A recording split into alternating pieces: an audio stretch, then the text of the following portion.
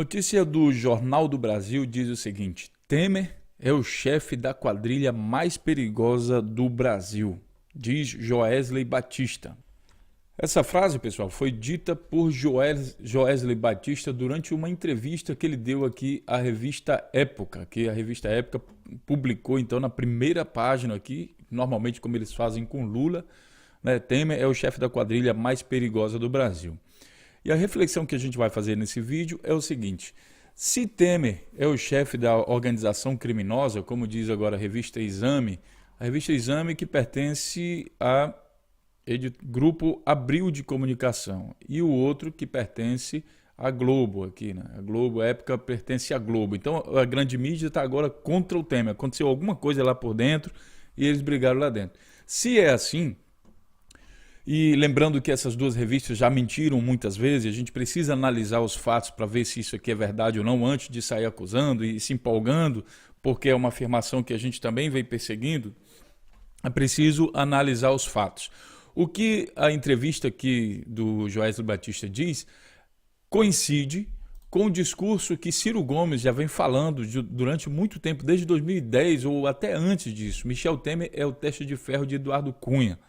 Em outra entrevista, ele falou que o Michel Temer assumiu essa liderança, agora, principalmente agora que o Eduardo Cunha está preso. O Joesley Batista fala até de uma hierarquia entre Lúcio Funaro, depois acima dele Eduardo Cunha, né? O Lúcio Funaro fazia a maior parte das coisas, quando não conseguia passava para o Eduardo Cunha, quando não conseguia passava para Temer. E assim o Temer seria o chefe dessa quadrilha. Esse é o argumento aqui do Joesley Batista. Se for assim, confirma as coisas que o Ciro Gomes estava falando, e aí a gente faz uma reflexão aqui, né, sobre o papel da Lava Jato e do juiz Sérgio Moro, principalmente entendendo o seguinte: se é assim, e se a Polícia Federal está investigando, se o Ministério Público está investigando, se o que chegou agora ao Supremo Tribunal Federal vem justamente porque saiu da Lava Jato, que era a primeira instância, e passou para o Supremo Tribunal Federal, e a gente sempre estava dizendo que era preciso encontrar um outro juiz que tivesse uma outra linha de pensamento, e que a gente via muita tendenciosidade aí no Ministério Público, Polícia Federal, nesse grupo específico que está comandando o processo da Lava Jato, e também no juiz Sérgio Moro.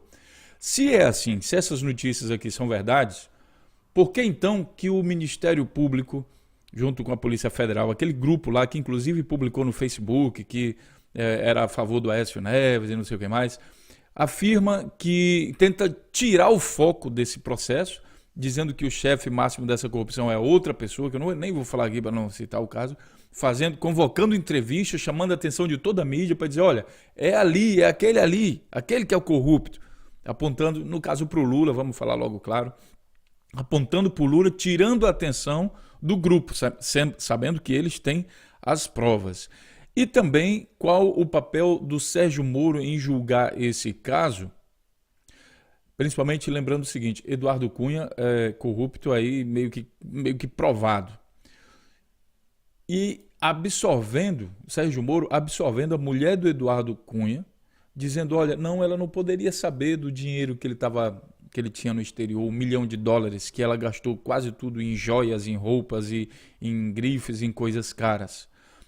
Né? Só diz assim, o Moro só diz: não, ela foi negligente com os gastos de luxo. Pois é, ela não perguntou, tadinha da bichinha, né? Podia ter perguntado de onde vem aquele milhão, de onde vem tanto dinheiro, sabendo que o salário do deputado não dava para cobrir as despesas que ela fazia. Aí ele diz que ela não tinha culpa. Eu me pergunto, quando o Eduardo Cunha chegava em casa, assim, né? Ele conversava com a mulher, com a família, o que ele conversava? Como é que depois de anos e anos acompanhando uma pessoa que vem fazendo casos de corrupção desde o Rio de Janeiro, lá na Telerge, no tempo do PC Farias, né, como o próprio Ciro Gomes fala aqui no vídeo, na entrevista dele a Mariana Godoy, como é que ela não poderia não saber o que está acontecendo? E esse é o resumo da notícia, e com isso eu dou os bem-vindos aqui, meu bem-vindo a vocês, espectadores aí do canal Notícias Comentadas. Compartilhe esse vídeo nas redes sociais para que a gente possa ter um esclarecimento maior do que de fato está acontecendo no Brasil. Aproveito, pessoal, para dizer a vocês o seguinte: os vídeos são longos, porque a gente pega todo esse processo que eu falei agora em 4 minutos, e esse é o fundamento como a notícia foi feita, é para que vocês tenham uma noção do que vai ser falado durante o vídeo. Aí eu tento fazer isso em 3, 4 minutos, que é o resumo dessa notícia. Esse é um formato que a gente está utilizando aí que dá certo. A partir disso, eu vou ler com mais detalhes as coisas que nós falamos nesse resumo, tá bom? E nesse intervalo eu vou falar então sobre o canal Notícias Comentados, comentar uma coisa ou outra. Pois bem, vamos ver. Essa notícia é a principal de hoje que é 17 de junho de 2017, quando eu sempre pesquiso aqui pelo Google Notícias. Então a primeira notícia que está hoje aqui, notícias principais, é essa que é justamente hoje que está saindo a revista Época, que sai hoje, dia 17, né? Aqui dia 16 saiu na versão online. Eu vou ler então aqui no Jornal do Brasil, porque é uma versão mais compacta da coisa. As notícias são bombásticas, tá, pessoal? São bombásticas mesmo. A gente precisa lutar contra isso. A única força que pode hoje fazer alguma coisa contra esse processo é Rodrigo Janot, que está pedindo aí que seja investigado, pedindo que prenda Aécio. O problema é que o Temer, como presidente da República, vai substituir o Rodrigo Janot em setembro, quando termina aí o mandato dele como procurador-geral da República. Ele não quer continuar, já falou.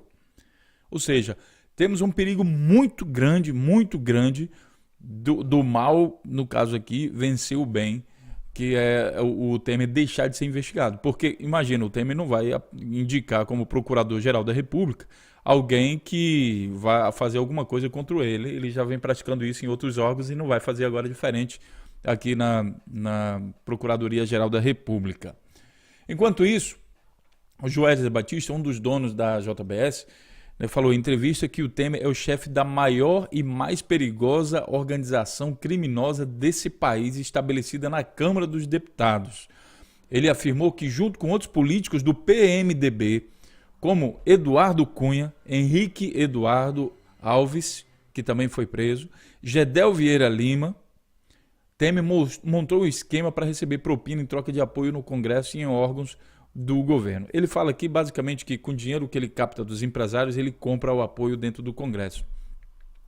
O Temer é o chefe da Orcrim da Câmara. Orcrim é a organização criminosa, diz Joesley. Quem não está preso está hoje no Planalto. Essa turma é muito perigosa, não pode brigar com eles, nunca tive coragem de brigar com eles. Por outro lado, se você baixar a guarda, eles não têm limites. O executivo destacou que o núcleo político comandado por Temer foi um grupo de mais difícil convívio que ele teve na vida. Daquele sujeito que nunca tive coragem de romper, mas também morria de medo de me abraçar com ele. E aqui eu faço um outro ponto, aqui é o seguinte. Hoje o Joesley está sendo pregado por muita gente, inclusive a turma do Temer e alguns meios de comunicação, como o criminoso central. Na verdade, a gente tem que parar um pouco de inocência e dizer o seguinte: há um crime em que no mínimo 2 pessoas participam. O Joesley é só uma parte deles. A outra parte é o seguinte: eu vou falar bem num problema bem específico aqui para vocês, licenciamento ambiental. Se você tem uma empresa, você tem um projeto, você que está me escutando aí, tem alguma coisa, quer fazer um licenciamento, você vai ver que existe em muitos órgãos um pedido de propina, um negócio, me dá aqui tanto que é para eu adiantar teu processo, senão aquele negócio ali fica parado anos e anos até esperando que seja aprovado alguma coisa.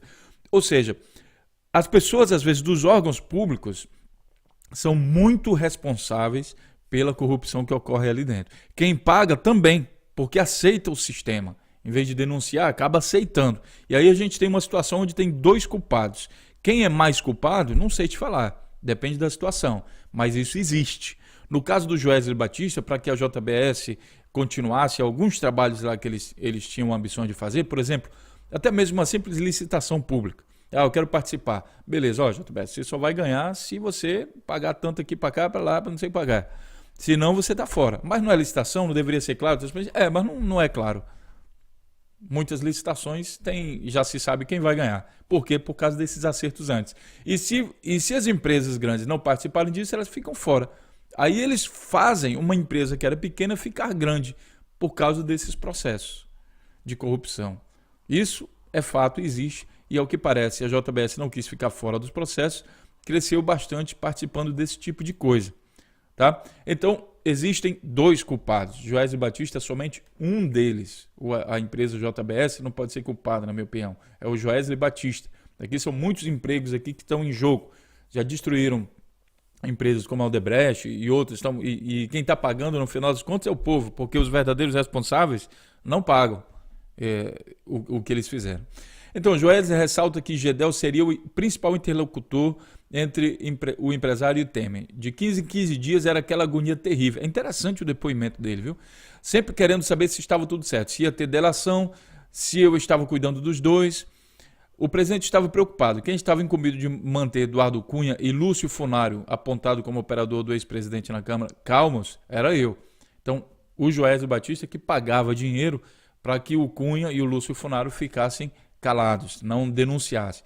Questionado se Gedel falava em nome de Michel Temer, Joesley responde: sem dúvida. Depois que o Eduardo foi preso, mantive interlocução desses assuntos via Gedel. O presidente sabia de tudo. Eu informava o presidente por meio de Gedel. E ele sabia que eu estava pagando o Lúcio e o Eduardo. Quando o Gedel caiu, deixei de ter interlocução com o Planalto por um tempo. Foi aquele caso lá do prédio lá que o Gedel caiu e nós apontamos aqui também no Notícias e Comentários. Segundo Joesley, existiu uma hierarquia entre Funaro, Cunha e Temer. Aqui que ele está dizendo. A pessoa a qual o Eduardo se referia como seu superior hierárquico sempre foi o Temer. Sempre falando o nome de Temer. Tudo que o Eduardo conseguia resolver sozinho, ele resolvia. Quando ficava difícil, levava para o Temer e essa era a hierarquia. Funcionava assim. Primeiro vinha o Lúcio Funaro. O que ele não conseguia resolver, pedia para o Eduardo Cunha. Se o Eduardo não conseguia resolver, envolvia o Michel Temer. E o mais relevante foi quando o Eduardo Cunha tomou a Câmara. Aí virou o CPI para cá, a Chac para lá, tinha de tudo. Eduardo sempre deixava claro que o fortalecimento dele era o fortalecimento do grupo, da Câmara e do próprio Michel. Aquele grupo tem o estilo de entrar na sua vida sem ser convidado, declarou o Joesley. Então, essas coisas que, engraçado é o seguinte, vamos analisar se isso aqui pode ser verdade ou não. Como eu falei para vocês, as revistas, essa entrevista aqui do Jornal do Brasil é baseado no que diz aqui na revista Época. E como eu já disse a vocês, a revista Época, elas mentem. Então, é preciso estar atento. Uma outra coisa interessante é que a grande mídia estava unificada no processo de condenação da Dilma e do PT e responsabilização do PT como organização máxima criminosa que tem no Brasil. E hoje aconteceu um racha.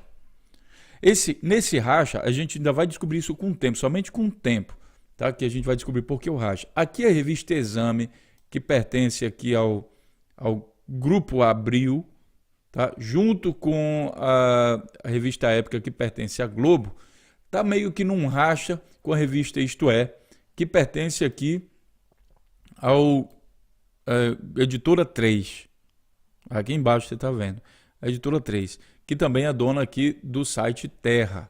E aqui você vê como está essa briga. Aqui na revista Isto É, ela está dizendo assim, na capa da revista Isto É, enquanto uma está criminalizando o Temer, a Isto É está dizendo, Isto É teve acesso a gravações da Lava Jato que mostram as ações políticas na PGR para atender aos interesses pessoais de Janot. Quer dizer, aqui eles já estão tentando criminalizar o Janot, que é o responsável por fazer diversas denúncias contra Michel Temer, contra esse grupo político que está no poder e está sendo acusado aqui pelo Joesley Batista.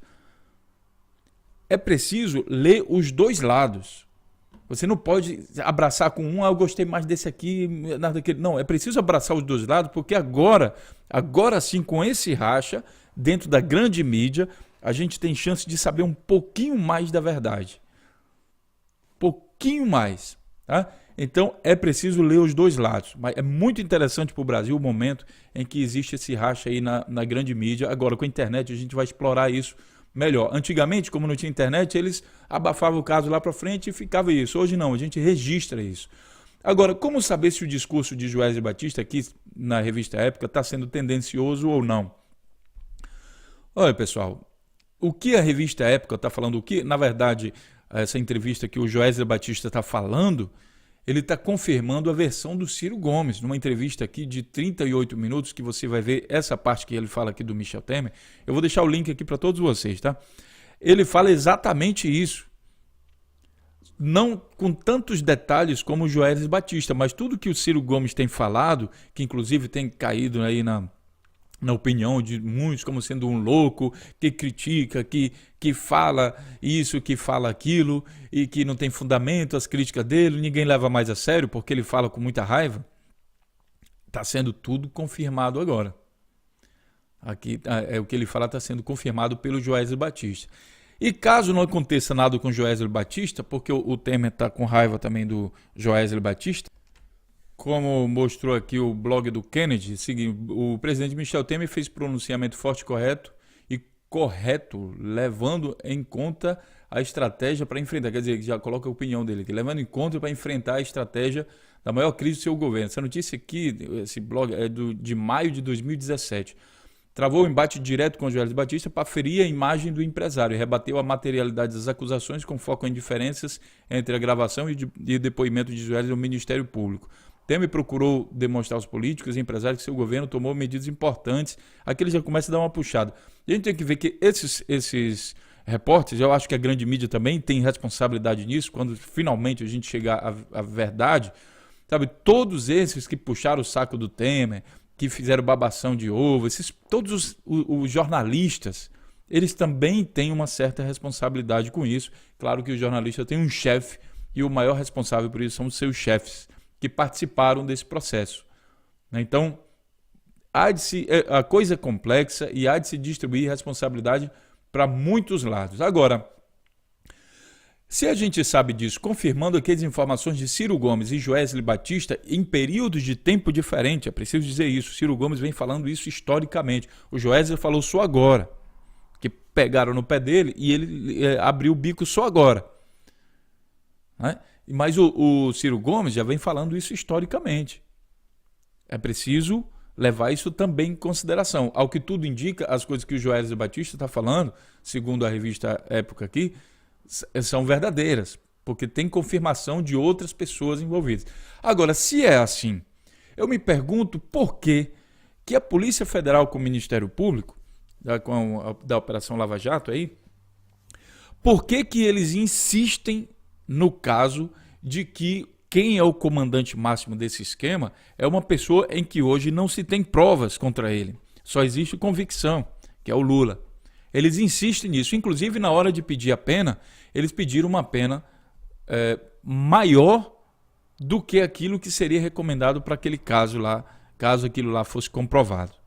O que mostra uma tendência muito forte do Ministério Público em relação a criminalizar um movimento que fortaleceu hoje o esquema de investigação tal que a gente consegue visualizar um pouco mais profundo as entranhas da corrupção da política brasileira. Polícia Federal e Ministério Público foram fortalecidos durante o governo do PT. E hoje a gente tem a consequência disso. Só por isso a gente consegue ver. Se não, era que nem no tempo do Fernando Henrique, que ficava tudo esquematizado. Inclusive, o Ciro Gomes também aponta que Fernando Henrique Cardoso e o PSDB dentro desse processo. É lógico, no governo do Fernando Henrique Cardoso, quando tinha o engavetador-geral da República, a Polícia Federal também não falava nada, não. Ninguém investigava nada, não. Os crimes, a quantidade de coisas investigadas era pouquíssimas. E o que achava que comprometia alguém, engavetava. A gente nunca via no tempo do Fernando Henrique, até o tempo do Fernando Henrique, nunca nenhum grande empresário ou político brasileiro foi preso por nada. Era inimaginável pessoas como o pessoal da Odebrecht serem presos. Essas pessoas eram deuses no Brasil. Eram deuses. O Brasil, a população era colônia deles. Tudo bem? Então, eu me pergunto por que o Ministério Público faz isso. Na verdade, não é um Ministério Público, é um grupo de procuradores. Por que aquele grupo de procuradores fazem e insistem nesse processo? Seriam eles... seria uma coincidência ou eles estariam meio que ajudando esse esquema? Porque ao perseguir a oposição, calando a oposição, você fortalece o outro lado. E é aquilo que o canal Notícias Comentadas vem falando. Existe aqui um fortalecimento, a criação de uma milícia política. A nossa preocupação é isso. Essa história de primeiro tira a Dilma, depois não sei o quê, isso é fortalecimento de milícia. A Dilma que deu força e fôlego aos órgãos de investigação. E aqui tem muita gente envolvida, pessoal. Lembrem daquele vídeo do PSDB, o Brasil é refém do PSDB, que nós publicamos aqui, que eu também vou deixar o link para vocês, que é esse vídeo aqui, sabe? Tem uma turma muito grande de pessoas envolvidas aqui que foram colocadas em cargos públicos, Tem aqui o Gilmar Mendes, informações de Gilmar Mendes, tem Alexandre de Moraes, tem Aécio Neves, uma série de coisas, né, que vocês podem visualizar aqui nesse vídeo. Vocês vão entender que essa organização, ou pelo menos esse grupo de pessoas, se não for uma organização, isso acontece de uma maneira muito ampla. Agora, o Ministério Público, tá, beleza, eu estou questionando aqui o papel do Ministério Público. E o de Sérgio Moro? Olha, segundo Ciro Gomes e o Joesley Batista, o Eduardo Cunha é uma das peças centrais desse processo. O Eduardo Cunha foi preso pelo Sérgio Moro, mas a sua esposa, que nunca teve foro privilegiado, foi inocentada pelo Sérgio Moro. Por que então que houve a prisão do Eduardo Cunha? O que de fato está por trás da prisão do Eduardo Cunha? Que muita gente diz, está vendo? O Sérgio Moro, ele é não sei o quê, mas ele absolveu a mulher do Cunha. Quem acredita que a mulher do cara, ela não sabia dos esquemas do Eduardo Cunha, sabendo que o estilo de vida que o Eduardo Cunha levava? Ou seja, existe uma contradição entre o salário que se ganha como político e o estilo de vida que se leva. E ela gastava dinheiro com velocidade. Ela, a filha, e aí não haveria, ela foi negligente. A conclusão que o Sérgio Moro chegou é somente que ela foi negligente e foi absolvida de todo o processo. Eu vou fazer um vídeo só sobre isso aqui, porque eu acho que isso aqui é alarmante. O juiz Sérgio Moro inocentou nessa quinta-feira, 25 de maio, a jornalista Cláudia Cruz, mulher do deputado. Na sentença, o juiz alega falta de provas suficientes para comprovar que ela tenha agido como dolo. Engraçado. Aqui ele diz que não tem provas suficientes, né? Mas, por outro lado, o Ministério Público diz que tem convicção. Né? A defesa de Cláudio Cruz afirmou que a decisão não surpreendeu. A sentença reconhece que ela não praticou nenhum ato ilícito. É impressionante isso aqui. Eu acho... Sabe, a gente ainda vai falar um pouco mais sobre esse tema em outro vídeo, mas eu acho incrível. Essa sentença aqui, ela me parece ser incrível. Uma última coisa aqui sobre a revista Isto É, nós falamos que elas estavam em pé de guerra, né? Não esqueçam que a revista Isto É foi a que homenageou o Michel Temer como brasileiro do ano. E é muito importante que você reconheça as pessoas nessas fotos aqui, nessa foto e nessa participação da Isto É, porque provavelmente aqui estão vários representantes dessa quadrilha chamada aí pelo Joesley Batista.